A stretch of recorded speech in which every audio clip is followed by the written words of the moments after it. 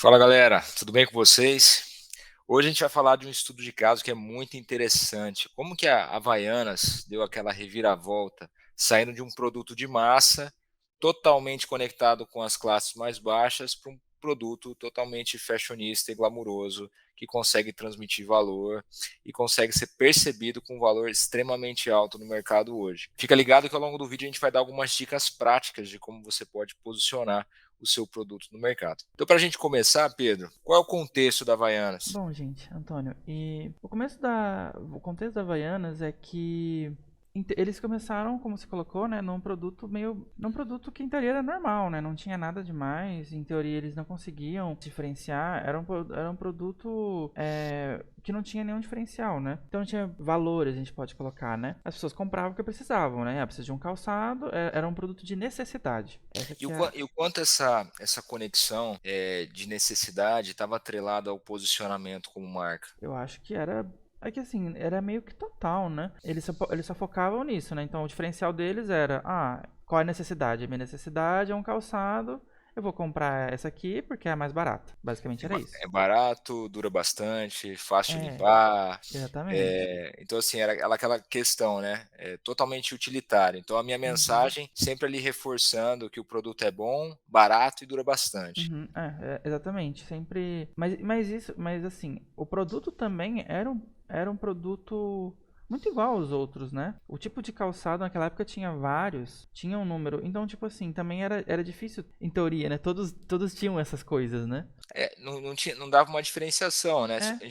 Vamos pegar a história. Quando ela lançou lá em 62, o surgimento, ela era pioneira, né? É. Então, assim, ela lançou uma categoria nova, não se posicionou como chinela, mas sim como sandália. E beleza, ela abriu esse mercado olhando ali para a galera de São Paulo. E aí o negócio, né? O mercado novo, a concorrência olha, pô, eles estão nadando de braçada aqui. Vamos entrar e vamos pegar uma fatia desse mercado. E aí começa a entrar a concorrência, bate nesses pontos que você falou, de não ter uma percepção clara de diferencial. Exato. E isso fica muito claro porque dá um declínio nelas, né, por causa disso. Então ela tem essa dificuldade e acaba caindo porque, aceitando ou não, pelo produto não ter um diferencial além do produto em si, né, você simplesmente não ter um diferencial tão além da necessidade, além do que, eu preciso, então eu compro, fica claro que teve uma crise ali, né, então, igual você colocou, tiveram concorrência, tiveram outros produtos, e naquela época, ainda assim, talvez isso da questão da marca não era tão grande quanto hoje para várias marcas, para várias empresas de calçados, né? Tem uma questão que é interessante, né? Quando uma marca ela tem um posicionamento funcional, a chance dela ser copiada pela concorrência é muito grande, Uhum. porque tem um avanço tecnológico, grande parte das empresas tem acesso aos mesmos fornecedores de matéria-prima, tem acesso ao mesmo fluxo de produção, tecnologia para produzir e tudo mais. Quando ela se posiciona num aspecto emocional, tende a existir a construção daquela marca que ela é muito subjetiva. Então, existe o posicionamento e existe a minha percepção como consumidor, e a conexão desses dois gera uma percepção subjetiva de marca, que ninguém Uhum. consegue replicar, porque a forma com que eu me sinto em relação a determinada marca, só eu me sinto, a partir do posicionamento que ela tem. E quando você consegue ter um posicionamento dessa forma, é muito difícil ser copiado. Então, pegando essa ideia do case da Havaianas, tem muito essa história, né, de sair de um posicionamento funcional e ir para um posicionamento emocional. Indo para o ciclo dela, Pedro, só para a gente captar, então assim, ela entrou como pioneira no mercado em 62, começando por São Uhum. Paulo, expandiu ao longo do tempo, teve quase 30 anos ali antes de começar a ver um declínio. Teve uma associação, eu estava até vendo algumas informações, o garoto propaganda da Havaianas foi o Chico Anísio. E a ideia do Chico Anísio ser o garoto propaganda, eles já estavam lidando com a questão da concorrência. Então, o grande mote de uma fase ali dos anos 80 para frente era a questão de que só as Havaianas são as originais. E eles chamavam os outros calçados, tentando depreciar quem copiava as Havaianas. Então, Havaianas. eles já estavam sentindo essa concorrência que estava abocanhando essa fatia do mercado. E aí chegou o Uhum. auge ali, né? O auge não, já chegou o fundo do poço ali do declínio, que foi Sim. em 94, onde acabou, né? Então a Havaianas tinha uma associação muito clara ali de que era povão, classe C, D, G, e tinha uma concorrente que, aí isso eu até me recordo da minha infância, que entrou moendo no mercado, que foi a Raider. E a Hum, Raider se posicionou como algo mais top. Então, uhum. assim, então você tinha. É bem esse ciclo que você falou. Então, de um lado, a gente tem alguém que abriu o mercado, se posicionou funcionalmente, foi ganhando adeptos, a concorrência viu, começou a copiar, até que chegou um concorrente e percebeu: pera, eles estão posicionados para as classes, a classe média, eu consigo pegar uma fatia para a classe mais alta. E foi aí que tudo isso culminou no declínio dela, onde ela começou a ter que tomar uma decisão. Como que ela conseguiu superar essa crise? Bom, aí vamos lá. Isso da crise foi bem interessante porque, como você colocou, né, ela começa a buscar uma forma de reposicionar. E acho que aqui que tá muito pulo do gato, né?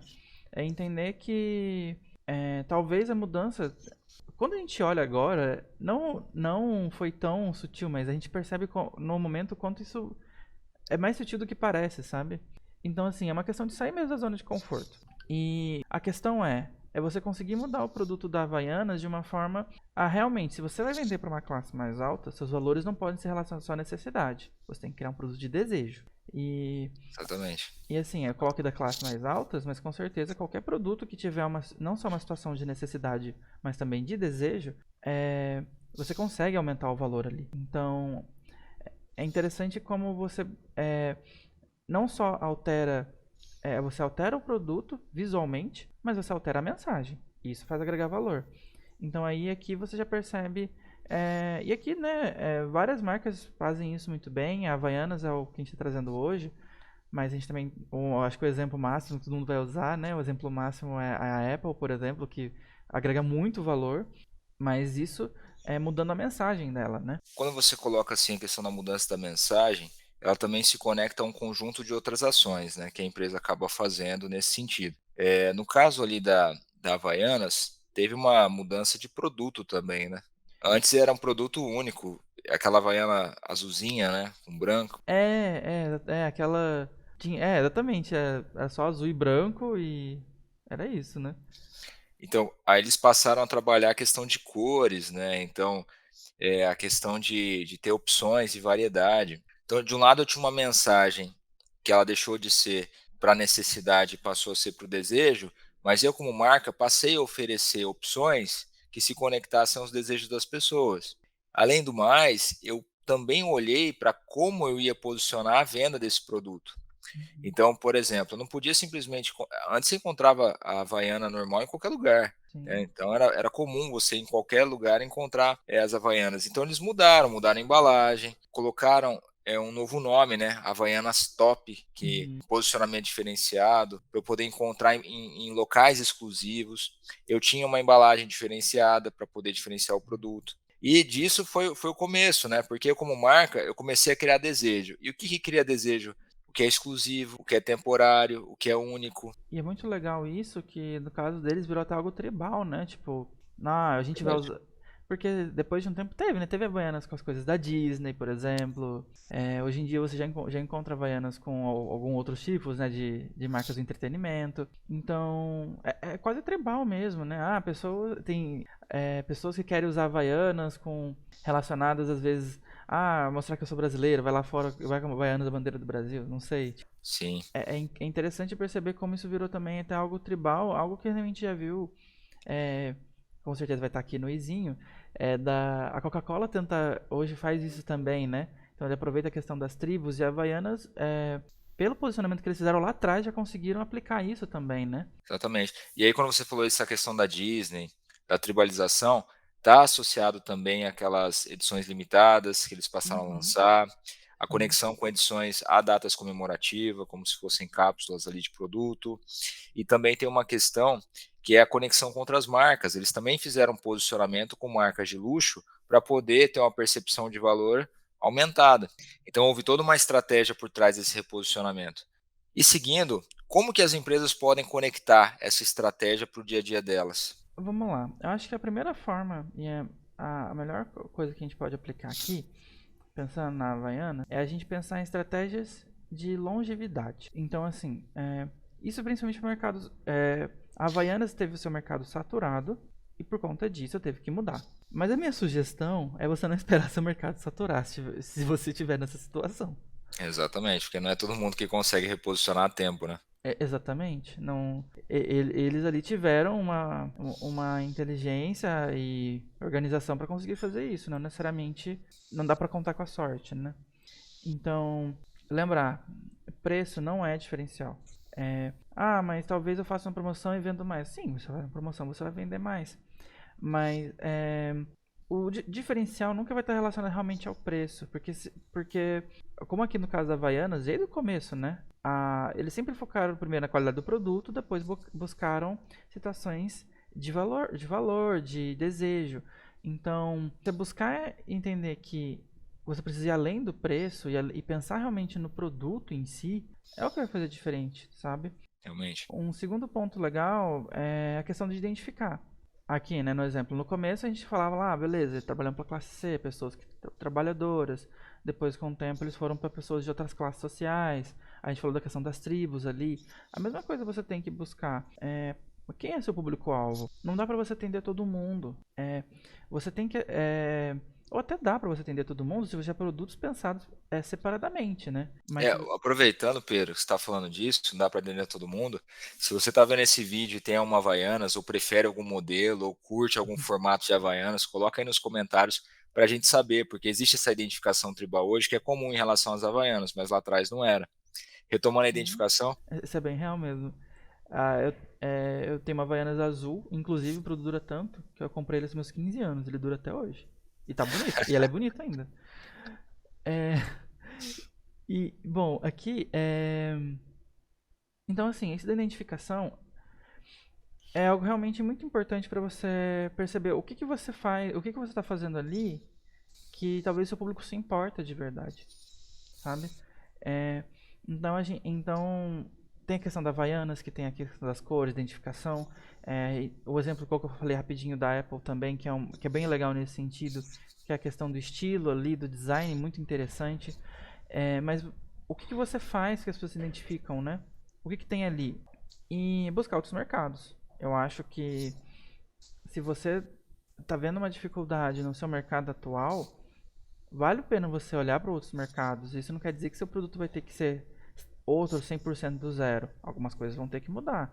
Mas você conseguir olhar com esses mercados e entender como atrair eles. E é importante lembrar também, né? Atender o novo mercado, o jogo é novo. Então você vai ter que mudar um pouco o produto, ou às vezes até bastante. Você vai ter que mudar a forma de se comunicar. Então, a mudança de posicionamento também está muito relacionado a isso. Até sugiro, né? Você primeiro olhar para quem você quer atender e depois você buscar identificações, você buscar um diferencial. Faz bastante sentido aqui. É claro. pensa, até Pedro, pegando esse ponto que você colocou, não são todas as empresas que conseguem criar uma categoria e surfar a onda dessa categoria por tanto tempo, Uhum, até o momento de ser necessário um reposicionamento, que é o caso da Havaianas. Então, assim, eu lancei uma categoria, até então eu não tinha concorrência. Com o passar do tempo, fui gerando novos concorrentes, alguns até me superaram, e eu entrei no momento de crise e eu tive que olhar uma perspectiva nova. Então, assim, quando eu estou lançando uma categoria, é comum a gente olhar para a necessidade, porque a dor é sempre um ponto de entrada mais fácil do que o desejo. A dor, ela gera urgência de compra. A dor gera o estímulo de compra. Então é mais fácil entrar pela dor do que pelo desejo. Só que quando a gente fala de longevidade, a longevidade está no desejo, a longevidade está no branding. E quando a gente olha para um futuro tecnológico em que todo mundo vai conseguir fazer tudo, o único diferencial qual que vai ser? O branding. uhum, Então, posicionamento de marca. Então, trazendo esses pontos que você colocou, quando fala de identificar, é uma identificação realmente de qual atributo de desejo emocional se conecta tanto com a audiência que você quer trabalhar que se torna um diferencial competitivo. A forma com que você fala do sentimento se torna um diferencial competitivo. E a Havaianas, a história até do arquétipo do homem comum, é o uhum, que pega. Então você tem grandes nomes, grandes artistas, você tem grandes jogadores em situações do cotidiano, se posicionando como pessoas comuns, comprando a sua Havaiana e passando por situações engraçadas. E essa percepção tem valor. Então, olha que interessante, eu peguei um produto que é para todos, mas eu atribuí um desejo por estar associado a artistas, por estar associado a jogadores, e também mostrando que eles também são pessoas comuns e que usam a Havaiana. Então é muito interessante a forma com que abordou essa questão. É, isso que você colocou dos arquétipos é bem legal, porque normalmente quando a gente pensa em diferencial de marca, em brand, a gente vai olhar exatamente para marcas extremamente. A gente vai olhar para Nike, para Apple, que tem um arquétipo muito. No caso da Apple não tanto, mas um arquétipo às vezes relacionado à criação, um arquétipo relacionado a herói, um arquétipo relacionado a coisas grandiosas, né? E é legal, o case da Havaianas, ela é muito interessante por causa disso. Ela tem um arquétipo, não é um arquétipo de grandiosidade, assim, de uau, como a vida é incrível e emocionante, e por causa disso você tem que comprar Havaianas. Não é a Red Bull. Não é igual a Red Bull também. Sim. Então, e é muito legal você perceber isso, e é legal você olhar para a case da Havaianas exatamente para o seu negócio. É entender que você não precisa ser tudo extremamente grandioso. Dá pra você montar sim um arquétipo que você conversa com a pessoa, porque no caso da Vênus, como o Antônio colocou, é o cara comum, então é a pessoa que tá ali do seu lado, e você conseguir aplicar isso de uma forma interessante pra pessoa. Isso também puxa, isso também interessa. Exato. E sabe o que é legal? Eles conseguiram mostrar que até o dia a dia tem o seu glamour. Exatamente. Eu Até o, achei isso é sensacional, porque é tão simples pensando agora, mas você pegar um momento de reposicionamento em que você tem uma pressão de mercado acontecendo, uma pressão dentro dos negócios acontecendo. Não é tão simples você olhar com uma clareza e falar assim, não, esse é o reposicionamento que vai dar certo. É uma construção. E essa exatamente. construção ela começa até na percepção. Então, indo ali para o ponto, quando a gente fala que é tudo uma questão de percepção, por que é tudo uma questão de percepção, o posicionamento de marca? Porque padrão de qualidade, assim, gente, é uma coisa muito importante. Como a questão do preço, qualidade é o mínimo que as pessoas esperam do seu produto. Hoje em dia até tem a questão da Shopee, por exemplo, né, que as pessoas que lá nos comentários você vai assim no comentário do produto o pessoal fala assim 5 estrelas, chegou o produto. Tipo, esse é o diferencial que eles já estão felizes. Mas é o mínimo que as pessoas esperam, que o produto seja bom, que o produto dure. Hoje em dia é, é isso que as pessoas buscam. Então, a imagem acaba sendo o maior poder de venda que você pode ter. E por isso que é uma questão das pessoas, como as pessoas percebem o seu produto. E se a percepção das pessoas do seu produto só é um produto de qualidade, aí é óbvio que você vai ter que bater no preço, porque tem outros produtos de qualidade no mercado. Exatamente. E preço não fideliza, né? O preço não fideliza, exatamente. Preço ele isso é interessante. Quando a gente olha para posicionamento, é sempre uma composição. E nessa composição, mensagem, produto, ponto de venda, estratégia comercial, estratégia de branding, eles têm que conversar. Então, se você usar o preço como uma composição de uma estratégia, ele pode ser uma grande oportunidade de um novo cliente conhecer a marca e satisfazer aquele desejo de que, nossa, realmente é tudo aquilo que eu imaginava, é tudo aquilo que eu queria para mim. Nossa, que maravilha que eu consegui adquirir esse produto por esse valor agora. Eu nunca mais vou deixar essa marca. É diferente de você ver um produto Sim. que você não tem um posicionamento claro, não tem valor. Ah, é só um valor ali, ah, tá por tanto. Ah, beleza, leva lá, tá barato. Tipo assim, eu nem me conectei com a marca. E normalmente é o que acontece. Então, quando a gente olha a engrenagem empresarial, pensando no marketing, o preço ele pode ser uma grande alavanca para girar essa estrutura, mas não necessariamente é uma alavanca para posicionar a estrutura na mente do cliente. E esse é um negócio. Eu só ia também colocar e apontar que, como a gente já colocou, o preço ele é uma solução a curto prazo. Exatamente. Ela é de curto prazo, então até por isso que, né, quando a gente fala de promoção, não tem promoção que dura pra sempre. Exatamente. E sabe o que é interessante? Quando a gente vê o outlet. Por que que o Uhum. outlet ele deu certo? Porque lá você tem um saldo de marcas de renome. Então é Sim. uma oportunidade atrelado a marcas que, meu, tem um valor gigantesco, e aí você vê que uma oportunidade muito grande tá ali naquele outlet. Mas você percebe que isso não deprecia a marca? Na verdade, elas continuam tendo um posicionamento de valor muito claro. Então, para fortalecer aí, como é que você pode fortalecer a proposta de valor, Pedro? Algumas dicas práticas. Então vamos lá, 3 dicas. Primeiro, entende quem é seu público, entende com quem você está conversando, ou entende com quem você quer conversar. E como que você entende isso? Às vezes a melhor forma que a gente pode entender, a melhor forma de entender o público-alvo existe a pesquisa, né? Então vale você pesquisar um pouco sobre isso, pesquisar com quem está conversando. Hoje no mundo das redes sociais, a melhor forma que você tem é você olhar os comentários das pessoas que estão ali, sabe?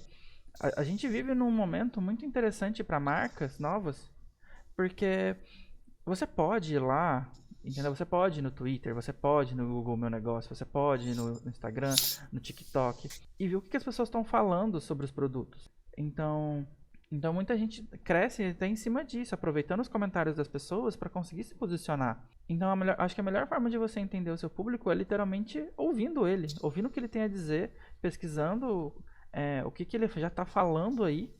Sim. é, então acho que a melhor forma de você começar é isso. Então, É, entender o público-alvo é ouvir o seu é. público, é ouvir quem compra, é ouvir quem não comprou, por que que não comprou, é Uhum. ouvir as percepções. Então, normalmente, né, a gente fala que rede social é uma rede de relacionamento. É realmente uma oportunidade das marcas criarem um relacionamento contínuo e perene ali. O segundo ponto é entender o mercado. Então beleza, você entendeu, você ouviu quem você precisa ouvir. Ok, o que seus concorrentes estão fazendo hoje e aonde eles não estão fazendo? Eu acho que aqui também é um ponto importante. Não adianta você falar assim, vou lançar um novo celular. Aí você vai lá, olha a Apple tem um design incrível, eles se posicionam como uma situação de desejo, fala, vou fazer igual eles, vou fazer um design bem bonito e me posicionar com situação de desejo. Vai ser muito difícil. Ele já tá ali há anos. E já Exatamente. tem uma história construída de décadas e não, você não vai conseguir bater de frente. É o custo da mudança, né? Exatamente. E aí uma coisa que quando a gente fala de mercado, fica um negócio muito assim, nossa, mercado, o que que é mercado? É muito simples. Mercado são várias empresas que atendem dores e desejos de alguns consumidores. Então, entender o seu mercado é simplesmente olhar essa dor aqui e esse desejo, quem supre isso no mercado hoje?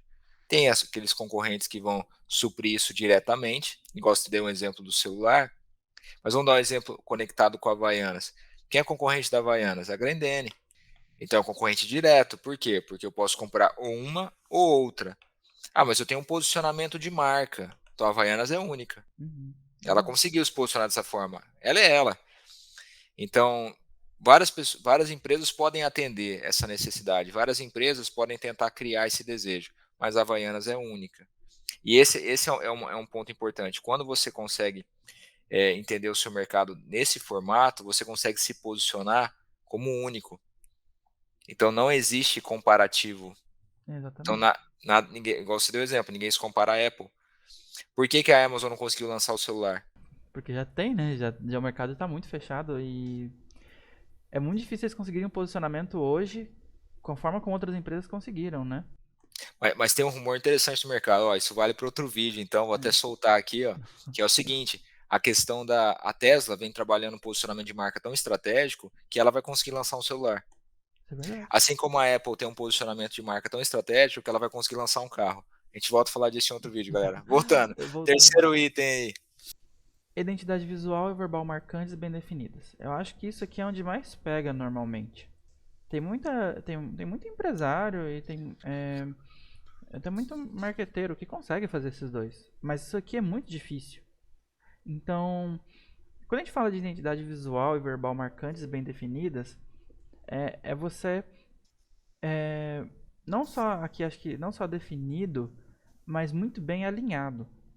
Então, então aquilo, né, de ponta a ponta do seu negócio, é, ter um branding ali que todo mundo faz, ter ali uma mensagem que todo mundo consegue colocar, é, Isso é tão normal que é muito normal a gente ver empresas grandes no comercial falar uma coisa, a gente vai lá e olha e é outra, sabe?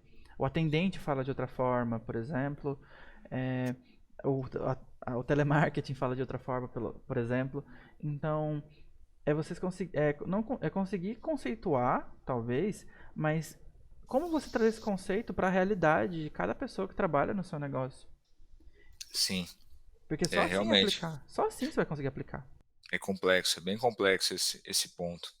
Então, para a gente fechar, galera, vamos dar uma recapitulada geral. Hoje no vídeo a gente falou sobre as Havaianas, a gente falou a história das Havaianas ali, qual que foi o ciclo dela de criar uma categoria nova, de crescer no mercado, o surgimento de concorrentes, o ápice e o momento chave ali de reposicionamento para poder lidar com a crise e continuar essa curva de crescimento. Qual foi a estratégia de superação da crise? Foi o reposicionamento. E como que ela se reposicionou? Alterações de produto, de imagem, percepção de valor, mensagem. Então foi um conjunto de estratégias que permitiu esse reposicionamento. E para a gente fechar essa ideia, o reposicionamento ele estava muito conectado à importância da construção de marca e até o Pedro trouxe o aspecto do marketing, ele tem que trabalhar a longevidade de marca e que isso está muito atrelado à percepção do consumidor. No caso da Havaiana, saiu de uma percepção de necessidade para uma percepção de desejo, e com isso eles conseguiram ter um reposicionamento, saindo de uma classe D e E para a classe A, B e C. Para a gente fechar, sua empresa quer fazer um reposicionamento de valor, o que ela tem que fazer, Pedro? Para fechar, eu acho que ela tem que rever o produto, entender o público, analisar o mercado, como a gente colocou aqui, e conseguir alinhar isso, todas essas mudanças de marca e identidade com a empresa, de forma geral dentro do negócio. É isso aí. Galera, espero que vocês tenham gostado. Fica ligado nos próximos vídeos. Valeu, até a próxima. Tchau, tchau.